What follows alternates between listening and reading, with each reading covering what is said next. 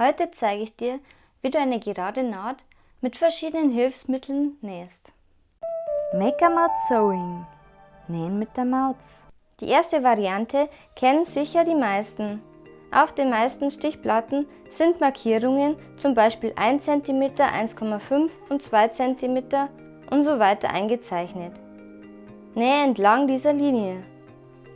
Eine Alternative dazu ist ein Magnet.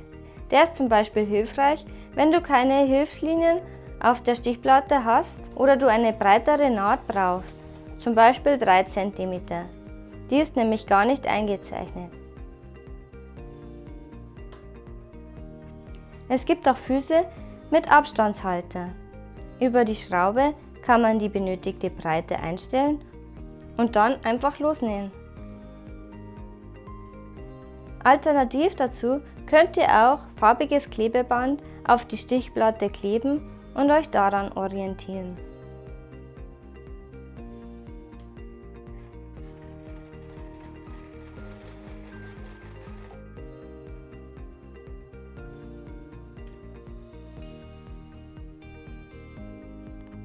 So sieht die gerade Naht aus.